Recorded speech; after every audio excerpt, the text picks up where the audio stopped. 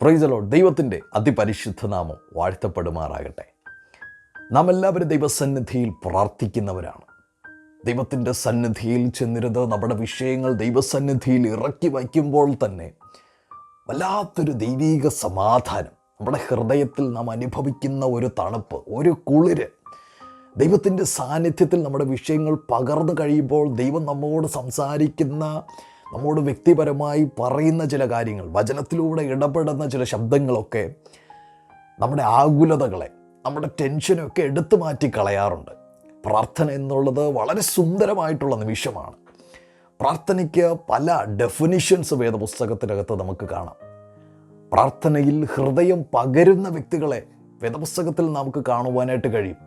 പ്രാർത്ഥന എന്നുള്ളത് ദൈവത്തിൻ്റെ സന്നിധിയിൽ കഴിക്കുന്ന അപേക്ഷയാണെന്നും ദൈവത്തോട് ചോദിക്കുന്നതാണെന്നും ദൈവത്തോട് യാചിക്കുന്നതാണെന്നുമൊക്കെ പല കാര്യങ്ങൾ നമുക്ക് അവിടപടങ്ങളിലായി കാണുവാനായിട്ട് കഴിയുന്നുണ്ട്. എന്നാൽ പ്രാർത്ഥനയ്ക്ക്, ആ പ്രാർത്ഥനയിലൂടെ ലഭിക്കുന്ന മറുപടി, അതിൻ്റെ വ്യാപ്തി, അതിൻ്റെ വലിപ്പം, അതിനൊരു ഡെഫിനിഷൻ പറയുവാനായിട്ട് പറഞ്ഞാൽ, അല്ലെങ്കിൽ പ്രാർത്ഥനയിലൂടെ ലഭിക്കുന്ന അനുഗ്രഹം അല്ലെങ്കിൽ ആ നന്മകൾ, അതിൻ്റെ ഡെഫിനിഷൻ പറയുവാനായിട്ട് പറഞ്ഞാൽ, അതിൻ്റെ അളവ് പറയുവാനായിട്ട് പറഞ്ഞാൽ നമുക്കൊരിക്കലും കഴിയുകയില്ല.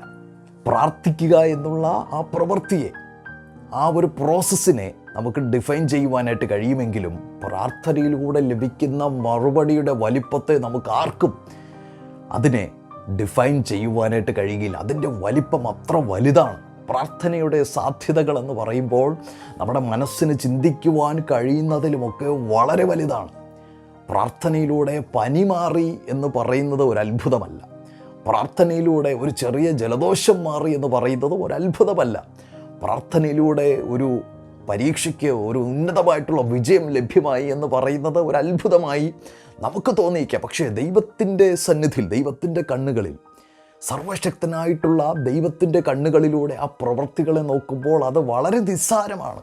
കാരണം ഈ ഭൂമിയെയും ഈ ഭൂമിയിലെ സകലത്തെയും സൃഷ്ടിച്ച ദൈവത്തിൻ്റെ കരത്തിൻ്റെ ശക്തി എന്നുള്ളത് ഒരു മനുഷ്യനും അളക്കുവാനായിട്ട് കഴിയുന്നതല്ല. ഇങ്ങനെ പറയട്ടെ, മരണത്തെ പോലും തള്ളി നീക്കുവാൻ, തള്ളി മാറ്റുവാൻ, മരണത്തിൻ്റെ കെട്ടുകളെ അഴിക്കുവാൻ നമ്മുടെ ദൈവത്തിന് ശക്തിയുണ്ട്. ഇന്ന് പകലിൽ എൻ്റെ ശബ്ദം കേൾക്കുമ്പോൾ തന്നെ ഡോക്ടർമാർ പോലും വിധി എഴുതി, ഇനി മരണം മാത്രമാണ് മുന്നിലുള്ളത്, നിങ്ങളുടെ ശരീരം വളരെ ശോഷിച്ചു കൊണ്ടിരിക്കുകയാണ്, ഓരോ ദിവസവും നിങ്ങൾ മരണത്തോട് അടുത്തുകൊണ്ടിരിക്കുകയാണെന്നൊക്കെ പറഞ്ഞ ചില വാക്കുകൾ നിങ്ങളുടെ കാതുകളിൽ വല്ലാത്തൊരു അട്ടഹാസമായിട്ട്, നിങ്ങളുടെ ജീവന് തന്നെ ഭീഷണിയായിരിക്കുന്ന ഒരു സാഹചര്യത്തിലൂടെ താങ്കൾ കടന്നു പോവുകയാണെങ്കിൽ താങ്കളോട് ഇപ്രകാരം പറയട്ടെ, നിങ്ങളുടെ മുമ്പിലുള്ള മരണത്തെ തള്ളി മാറ്റിക്കളയുവാൻ നിങ്ങളുടെ പ്രാർത്ഥനയ്ക്ക് ശക്തിയുണ്ട്. ദൈവസന്നിധിയിൽ മുട്ടുമടക്കുവാനായിട്ട് സന്നദ്ധനായാൽ നിങ്ങളുടെ മുമ്പിലുള്ള മരണത്തിൻ്റെ വെല്ലുവിളി ശബ്ദങ്ങളെ നിങ്ങളുടെ മുമ്പിൽ നിന്ന് മാറ്റിക്കളയുവാൻ ദൈവം ആഗ്രഹിക്കുകയാണ്. യേശുവിൻ്റെ ജീവിതത്തിലേക്ക് തന്നെ നോക്കിയാട്ടെ. 33.5 വർഷം ഈ ഭൂമിയിൽ താൻ പാർത്തു. 3.5 വർഷം താൻ ശുശ്രൂഷ ചെയ്തു. ആ 3.5 വർഷത്തിനകത്ത് വേദപുസ്തകത്തിൽ റെക്കോർഡ് ചെയ്യപ്പെട്ടതായിട്ടുള്ള ഏറ്റവും കുറഞ്ഞത് 3 തവണ യേശു മരിച്ചവരെ ഉയർപ്പിച്ച അനുഭവത്തെപ്പറ്റി നമുക്ക് കാണുവാനായിട്ട് കഴിയും. ആ ചെയ്ത യേശു തന്നെ, യേശുവിൻ്റെ ജീവിതത്തിലേക്ക് തന്നെ ഒന്ന് നോക്കിയാട്ടെ, യേശുവിൻ്റെ വ്യക്തിപരമായ ജീവിതത്തിലേക്ക് നോക്കിയാട്ടെ.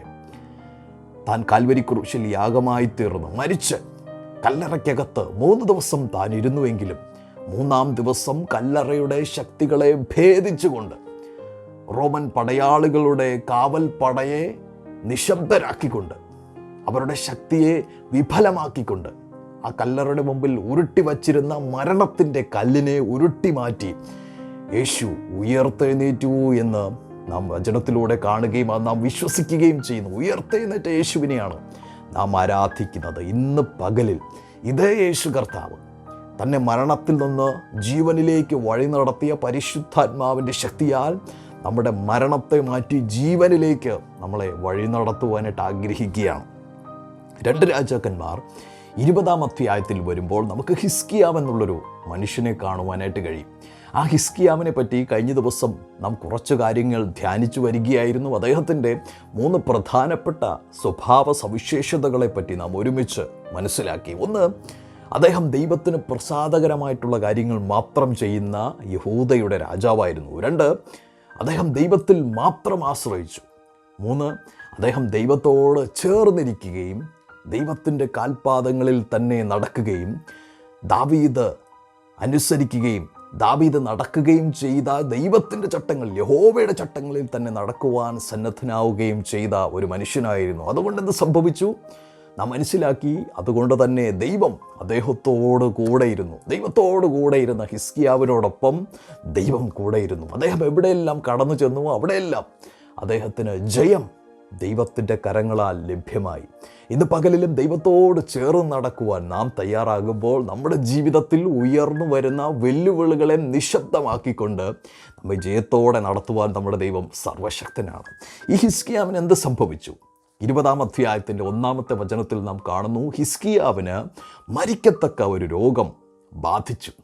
മരിക്കത്തക്ക ഒരു രോഗം ബാധിച്ച ഹിസ്കിയാവ് നീതിമാനായി നിഷ്കളങ്കനായി ദൈവത്തോട് ചേർന്ന് നടന്ന ഹിസ്കിയാവ്. എന്തുകൊണ്ട് ഹിസ്കിയാവിന് ഈ രോഗം വന്നു? പ്രിയരെ, നമുക്ക് ചോദിക്കുവാൻ പല ചോദ്യങ്ങളുണ്ടാകാം. ദൈവമേ, ഞാൻ അങ്ങയോട് ചേർന്ന് നടക്കുന്നു, എന്തുകൊണ്ട് ഈ പ്രശ്നം, എന്തുകൊണ്ട് ഈ ഭാരം, എന്തുകൊണ്ട് ഈ തിന്മ എൻ്റെ ജീവിതത്തിൽ കടന്നു വന്നിരിക്കുന്നു എന്നുള്ള ചോദ്യങ്ങൾ നമ്മുടെ ഉള്ളിലുണ്ടാകാം. എന്നാൽ ശ്രദ്ധിക്കൂ, വചനം നമ്മളെ പഠിപ്പിക്കുന്നു, സകലവും ദൈവത്തെ സ്നേഹിക്കുന്നവർക്ക് നന്മയ്ക്കായി കൂടി വ്യാപരിപ്പിക്കുന്നു. തിന്മ എന്ന് നമുക്ക് തോന്നിയാലും ചില തിന്മകൾ നമ്മുടെ ജീവിതത്തിൽ നന്മയായി മാറുന്ന ദിവസങ്ങളിലൂടെ നാം കടന്നുപോയിക്കൊണ്ടിരിക്കുകയാണ്. ഹിസ്കിയാവിൻ്റെ ജീവിതത്തിലും ഇതാ മരിക്കത്തക്ക ഒരു രോഗം കടന്നു വന്നു. എന്നാൽ ഹിസ്കിയാവ് ഈ മരിക്കത്തക്ക രോഗം ബാധിച്ച് മരിച്ചുവോ? നമുക്ക് പരിശോധിക്കാം. ഇപ്രകാരം വളരെ ഭയാനകമായിട്ടുള്ളൊരു സാഹചര്യത്തിലൂടെ താൻ കടന്നു പോകുമ്പോൾ പലപ്പോഴും നമ്മുടെ ജീവിതത്തിലും ഇതുപോലുള്ള പ്രശ്നങ്ങൾ വരുമ്പോൾ നാം തകർന്നു പോകാറുണ്ട്, നാം തളർന്നു പോകാറുണ്ട്. മാനുഷികമായി ചിന്തിച്ച് മനസ്സ് വല്ലാതെ ഭാരപ്പെടാറുണ്ട്, കലങ്ങി മറിയാറുണ്ട്, പല ചിന്തകൾ കടന്നു വരാറുണ്ട്. ആ സമയത്ത് നാം ചെയ്യുന്ന ഒരു അബദ്ധമുണ്ട്. ഈ സമയത്ത് നാം എവിടെയെങ്കിലും ചുരുണ്ടുകൂടി ചെന്നിരിക്കും.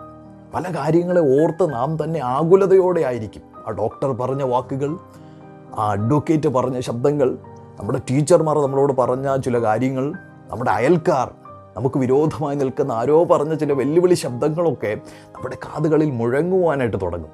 ആ സമയത്ത് നമുക്ക് പ്രാർത്ഥിക്കുവാനായിട്ടുള്ള ഒരു പുഷ് ലഭിക്കാതിരിക്കുമ്പോൾ ഇവിടെ ഹിസ്കിയാവ് ചെയ്തൊരു കാര്യം ശ്രദ്ധിക്കൂ. ആമോസിൻ്റെ മകനായ യെശയ്യാ പ്രവാചകൻ അവൻ്റെ അടുക്കൽ വന്ന അവനോട്, നിന്റെ ഗൃഹകാര്യം ക്രമത്തിലാക്കുക, നീ മരിച്ചു പോകും, ശേഷിക്കയില്ല എന്ന് യഹോവ അരുളി ചെയ്യുന്നു എന്ന് പറഞ്ഞു. നോക്കുക, മരിക്കത്തക്ക ഒരു രോഗം ബാധിച്ചിരിക്കുന്ന ഹിസ്കിയാവിൻ്റെ അടുത്തേക്ക് യെശയ്യാ പ്രവാചകൻ കടന്നു വന്ന് പറയുകയാണ്, അല്ലയോ രാജാവേ, വേഗത്തിൽ ഗൃഹകാര്യങ്ങൾ ക്രമീകരിക്കുക, നിൻ്റെ വീട്ടിലെ കാര്യങ്ങളെല്ലാം ശരിയാക്കേണ്ട മേഖലകളൊക്കെ ശരിയാക്കുക. കാരണം ഇനി അധിക നാളുകൾ താങ്കളുടെ മുമ്പിലില്ല, താങ്കൾ മരിച്ചു പോകുവാനായിട്ട് പോവുകയാണെന്നുള്ള ശബ്ദം കേട്ട ഉടനെ ഹിസ്കിയാവ് ചെയ്ത ഒരു കാര്യമുണ്ട്. 2-ാമത്തെ വചനം, അപ്പോൾ ഹിസ്കിയാവ് മുഖം ചുവരിൻ്റെ നേരെ തിരിച്ച് യഹോവയോട് പ്രാർത്ഥിച്ചു. അവിടെ തന്നെ ഹിസ്കിയാവിൻ്റെ ജീവിതത്തിലെ ഒരു ടേണിംഗ് പോയിന്റ് തുടങ്ങുകയാണ്. ഹിസ്കിയാവിൻ്റെ മരണം അവിടെ തന്നെ മാറുവാനായിട്ട് തുടങ്ങുകയാണ് എന്ന് ഞാൻ പറയട്ടെ. ദൈവസന്നിധിയിൽ ദൈവത്തിൻ്റെ മുഖത്തേക്ക് നോക്കി ഹിസ്കിയാവ് പ്രാർത്ഥിക്കുവാനായിട്ട് തുടങ്ങിയെന്ന് വചനത്തിൽ നാം കാണുകയാണ്. ഇനി അതിൻ്റെ പ്രാർത്ഥനാ ശബ്ദങ്ങളൊന്ന് ശ്രദ്ധിച്ചാട്ടെ. 3-ാമത്തെ വചനം, അയ്യോ യഹോവേ, ഞാൻ വിശ്വസ്തയോടും ഏകാഗ്ര ഹൃദയത്തോടും കൂടെ തിരുമുമ്പിൽ നടന്ന് നിനക്ക് പ്രസാദമായുള്ളത് ചെയ്തിരിക്കുന്നു എന്ന് ഓർക്കണമേ എന്ന് പറഞ്ഞു. ഹിസ്കിയാവ് ഏറ്റവും കരഞ്ഞു. പ്രാർത്ഥിക്കുവാനായിട്ട് ചെന്നിരുന്ന ഹിസ്കിയാവ് അതിൻ്റെ ഒടുവിലായി നാം വായിച്ചു, ഇങ്ങനെയാണ് നാം വായിച്ചത്, ഹിസ്കിയാവ് ഏറ്റവും കരഞ്ഞു. പ്രാർത്ഥിക്കുവാനായിട്ടാണ് താൻ ചെന്നിരുന്നത്. വചനം അങ്ങനെ തന്നെ പറയുകയാണ്. പ്രാർത്ഥിക്കുവാനായിട്ട് ഒരു പായ വിരിച്ച് ചെന്നിരുന്നു എന്ന് നമ്മുടെ മനസ്സിൽ ഒരു ചിത്രം ഒന്ന് കൊണ്ടുവന്നാട്ടെ. ദൈവത്തിൻ്റെ സന്നിധിയിൽ മുഖം തിരിച്ച് ദൈവത്തിൻ്റെ സന്നിധിയിൽ പ്രാർത്ഥിക്കുവാനായിട്ട് ചെന്നിരുന്ന ഹിസ്കിയാവ് ഏറ്റവും കരയുകയാണ്. ദൈവത്തോട് എന്താണ് പറയുന്നത്? ദൈവമേ, എൻ്റെ രോഗത്തെ മാറ്റണമെന്നല്ല, എൻ്റെ മരണത്തെ നീക്കിക്കളയണമെന്നല്ല, എനിക്കെതിരെ വെല്ലുവിളിച്ചു നിൽക്കുന്ന ഈ ശക്തികൾ, ആ ശക്തി ക്ഷയിച്ചു പോകട്ടെ എന്നല്ല ഹിസ്കിയാവ് പ്രാർത്ഥിക്കുന്ന. ദൈവമേ, അങ്ങയുടെ സന്നിധിയിൽ വിശ്വസ്തയോടും ഏകാഗ്ര ഹൃദയത്തോടും കൂടെ തിരുമുമ്പിൽ നടന്ന് നിനക്ക് പ്രസാദമുള്ളത് ചെയ്തിരിക്കുന്നു എന്ന് ഓർക്കണം. ഈ ഒരു പ്രാഗൽഭ്യം നമ്മുടെ ജീവിതത്തിലുണ്ടെങ്കിൽ ദൈവത്തിൻ്റെ സന്നിധിയിൽ വിശ്വസ്തയോടെ ദൈവത്തിന് പ്രസാദകരമായിട്ടുള്ളത് മാത്രം ചെയ്ത് ദൈവത്തിൻ്റെ സന്നിധിയിൽ ഏകാഗ്രചിത്തരായിട്ട് ദൈവത്തെ മാത്രം സേവിച്ച് ദൈവത്തെ മാത്രം ആശ്രയിച്ച് ഞാൻ നിൽക്കുന്നു എന്ന് ഓർക്കണമേ എന്ന് ദൈവത്തോട് പറയുവാനായിട്ടുള്ളൊരു പ്രാഗൽഭ്യം നമ്മുടെ ജീവിതത്തിലുണ്ട് എങ്കിൽ ഏത് വെല്ലുവിളികളുടെ മധ്യത്തിലും ഇതേ പ്രാർത്ഥനാ വാചകം നമുക്ക് പ്രാർത്ഥിക്കുവാനായിട്ട് കഴിയും. ഇങ്ങനെ പ്രാർത്ഥിച്ചു എന്ന് പറയുന്നതിനേക്കാളും വചനത്തിൻ്റെ വാക്കുകൾ കടമെടുത്ത് പറയട്ടെ, ഹിസ്കിയാവ് ഏറ്റവും കരഞ്ഞു. പ്രാർത്ഥിക്കുവാനായിട്ട് ചെന്നിരുന്ന ഹിസ്കിയാവ് കരയുകയാണ്. ഇന്ന് പകലിലും നമ്മുടെ കരച്ചിലുകൾ മറ്റാരുടെ മുമ്പിൽ ചെന്നിരുന്ന് കരയുന്നതിനെക്കാട്ടും ദൈവത്തിൻ്റെ സന്നിധിയിൽ, ദൈവമേ പ്രാർത്ഥനയ്ക്കായിട്ട് ഞാൻ കടന്നു വന്നിരിക്കുകയാണ്, അവിടുത്തെ മുഖത്തേക്ക് ഞാൻ നോക്കുകയാണ് എന്ന് പറഞ്ഞ് ഒരു പായ വിരിച്ച് ദൈവത്തിൻ്റെ സന്നിധിയിൽ നമ്മുടെ ഹൃദയത്തെ ഒന്ന് ഇറക്കി വയ്ക്കുവാനായിട്ട് തയ്യാറാകുമ്പോൾ ചിലപ്പോൾ കരഞ്ഞു പോയേക്കാം. പക്ഷേ ആ കരച്ചിൽ കേൾക്കുന്ന ഒരു ദൈവമുണ്ട്. ആ കരച്ചിലിൻ്റെ ശബ്ദത്തെ ഒപ്പിയെടുക്കുന്ന ഒരു ദൈവമുണ്ട്. കരയുന്നവരെ കടന്ന് മാറിപ്പോകാത്തൊരു ദൈവമുണ്ട്. ആ ദൈവം ഇതാ ഹിസ്കിയാവിൻ്റെ പ്രാർത്ഥനയെ ഒപ്പിയെടുക്കുകയാണ്. ഏത് പ്രവാചകനാണോ ഹിസ്കിയാവിനോട് വന്ന് പറഞ്ഞത് നീ മരിക്കുവാനായിട്ട് പോവുകയാണ് എന്ന്, അതായത് യെശയ്യാ പ്രവാചകനാണ് ഹിസ്കിയാവിനോട് അങ്ങനെ പറഞ്ഞത് എങ്കിൽ, തൊട്ടടുത്ത വചനത്തിൽ നാം കാണുന്നു ആ യെശയ്യാ പ്രവാചകൻ കൊട്ടാരത്തിൻ്റെ നടുമുറ്റം വിട്ടുപോകുന്നതിന് മുമ്പ്, എന്ന് പറഞ്ഞാൽ കൊട്ടാരം വിട്ടു പോകുന്നതിന് മുമ്പ് യഹോവയുടെ അരുളപ്പാട് യെശയ്യാവിനെ തേടിയെത്തുകയാണ്. ആ പ്രാർത്ഥനാ ശബ്ദത്തിൻ്റെ മറുപടി ദൈവത്തിൻ്റെ വാക്കുകളായി ഇങ്ങനെ നമുക്ക് കാണുവാനായിട്ട് കഴിയും. അതിൻ്റെ 5-ാമത്തെ വചനം, നീ മടങ്ങിച്ചെന്ന് എൻ്റെ ജനത്തിൻ്റെ പ്രഭുവായ ഹിസ്കിയാവോട് പറയേണ്ടത്, നിൻ്റെ പിതാവായ ദാവീദിൻ്റെ ദൈവമായ യഹോവ ഇപ്രകാരം അരുളി ചെയ്യുന്നു. ഇനി ശ്രദ്ധിക്കൂ, ഞാൻ നിൻ്റെ പ്രാർത്ഥന കേട്ടു, നിൻ്റെ കണ്ണുനീർ കണ്ടിരിക്കുന്നു, ഞാൻ നിന്നെ സൗഖ്യമാക്കും. 3-ാം ദിവസം നീ യഹോവയുടെ ആലയത്തിൽ പോകും, ഞാൻ നിൻ്റെ ആയുസ്സിനോട് 15 സംവത്സരം കൂട്ടും. ഞാൻ നിന്നെയും ഈ നഗരത്തെയും അശ്ശൂർ രാജാവിൻ്റെ കയ്യിൽ നിന്ന് വിടുവിക്കും. എൻ്റെ നിമിത്തവും എൻ്റെ ദാസനായ ദാവീദിൻ്റെ നിമിത്തവും ഈ നഗരം ഞാൻ കാത്തുരക്ഷിക്കും. ഹിസ്കിയാവ് ആകെ ചെയ്തത് ദൈവത്തിൻ്റെ സന്നിധിയിൽ തൻ്റെ ഹൃദയം പകർന്ന് താൻ ദൈവത്തിൻ്റെ സന്നിധിയിൽ അങ്ങ് കരയുകയായിരുന്നു. ദൈവമേ, എന്നെ ഓർക്കണമേ, എൻ്റെ സ്വഭാവം അവിടെ നിന്ന് ഓർക്കണമേ, ഞാൻ അങ്ങയോട് ചേർന്ന് നടന്നത് അവിടെ നിന്ന് ഓർക്കണമേ, ഞാൻ ഏകാഗ്രചിത്തനായിരുന്നത് അവിടെ നിന്ന് ഓർക്കണമേ, എൻ്റെ വിശ്വസ്തത അവിടെ നിന്ന് ഓർക്കണമേ എന്ന് പറഞ്ഞ് ദൈവത്തിൻ്റെ സന്നിധിയിൽ താണു വീണ് കരയുവാൻ മാത്രമാണ് ഹിസ്കിയാവിനായിരുന്നത് എങ്കിൽ, താൻ പറഞ്ഞ വാക്കുകൾ മാത്രമല്ല തൻ്റെ ഹൃദയത്തിനകത്തുള്ള ഞരക്കത്തെ പോലും കണ്ട ഒരു ദൈവമുണ്ട്. ആ വചനം എന്നെ വല്ലാതെ ചിന്തിപ്പിച്ചു. ഞാൻ നിൻ്റെ പ്രാർത്ഥന കേട്ട് നിൻ്റെ കണ്ണുനീർ കണ്ടിരിക്കുന്നു. പലരും നമ്മെ കേൾക്കാതിരിക്കുമ്പോൾ, പലരും നമ്മുടെ കണ്ണുനീരിൻ്റെ ആഴവും അതിൻ്റെ വേദനയും മനസ്സിലാക്കാതിരിക്കുമ്പോൾ നമ്മെ മനസ്സിലാക്കുവാൻ ശക്തിയുള്ള ഒരു ദൈവമുണ്ട്. ഇന്ന് പകലിൽ ദൈവത്തിൻ്റെ സന്നിധിയിൽ ഒന്ന് ചേർന്നിരിക്കുവാനായിട്ട് തയ്യാറായാൽ, ദൈവത്തിൻ്റെ സന്നിധിയിൽ ദൈവത്തെ മാത്രം മുറുകെ പിടിച്ച് ദൈവമാണ് എൻ്റെ ആശ്രയം എന്ന് പറഞ്ഞ് മുൻപിലേക്ക് പോകുന്ന ഒരു ദൈവഭക്തനെ തേടി ദൈവത്തിൻ്റെ ദൂതന്മാർ എന്ന ആളുകൾ കടന്നു വരുവാനായിട്ട് പോവുകയാണ്. ദൈവം തന്നെ ഇറങ്ങി ചില വിഷയങ്ങളെ എടുത്തു മാറ്റി അതിന് മറുപടി തരുവാനായിട്ട് പോവുകയാണ്. തൊട്ടടുത്ത ഭാഗങ്ങളിൽ ഇങ്ങനെ കാണാം, പിന്നെ യെശയ്യാവ് ഒരു അത്തിപ്പഴക്കട്ട കൊണ്ടുവരുവിനെന്ന് പറഞ്ഞു. അവർ അതുകൊണ്ട് വന്ന് പരുവിന്മേലിട്ടു, അവൻ സൗഖ്യമായി. വചനത്തിൽ നാം കാണുകയാണ് ഹിസ്കിയാവിൻ്റെ രോഗം അവിടെ തന്നെ സൗഖ്യമാവുകയാണ്. തുടർന്നുള്ള ഭാഗങ്ങൾ ഞാൻ സ്കിപ്പ് ചെയ്യുകയാണ്, അവിടെ ഞാൻ നിർത്തുകയാണ്.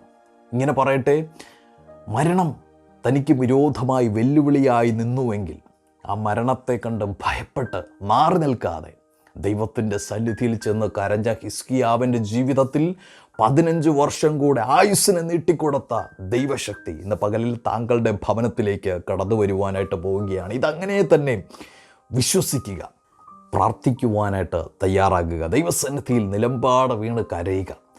ദൈവം നിങ്ങളുടെ പ്രാർത്ഥനയ്ക്ക് മറുപടി തരുവാനായിട്ട് പോവുകയാണ്. വരും ദിവസങ്ങളിൽ വലിയ സാക്ഷ്യങ്ങൾ, പ്രാർത്ഥനയാൽ മരണം നീങ്ങിപ്പോയ അനുഭവങ്ങൾ നിങ്ങളുടെ വായിലൂടെ പുറത്തു വരുന്നത് കേൾക്കുവാൻ ദൈവം നമ്മളെ സഹായിക്കുവാനായിട്ട് പോവുകയാണ്. ആ വിധത്തിലൊരു അത്ഭുതം നിങ്ങളുടെ ജീവിതത്തിൽ ചെയ്യുവാൻ ദൈവം ആഗ്രഹിക്കുന്നു. എന്നെ കേൾക്കുന്ന പ്രിയരെ, എന്ത് തന്നെ വെല്ലുവിളി നിങ്ങളുടെ മുമ്പിൽ നിന്നാലും മരണത്തെ പോലും തള്ളി മാറ്റി കളയുവാൻ ശക്തിയുള്ള ദൈവത്തിൻ്റെ സാന്നിധ്യം, യേശുവിൻ്റെ വലിയ ശക്തി നമ്മുടെ ഭവനത്തിൽ ഇറങ്ങി വരും. നാം അത് അനുഭവിക്കും. കർത്താവിൻ്റെ സാക്ഷികളായി നാം ജീവിക്കും. ഞാൻ മരിക്കയില്ല, ഞാൻ ജീവനോടെ ഇരുന്ന യഹോവയുടെ പ്രവൃത്തികളെ വർണ്ണിക്കുമെന്ന് സങ്കീർത്തനക്കാരൻ പറയുന്നത് പോലെ മരണം നീങ്ങിപ്പോകും, ജയം നമ്മുടെ ജീവിതത്തിൽ നാം അനുഭവിക്കും. ദൈവം നമ്മളെ അനുഗ്രഹിക്കട്ടെ. ആമേൻ. God bless U.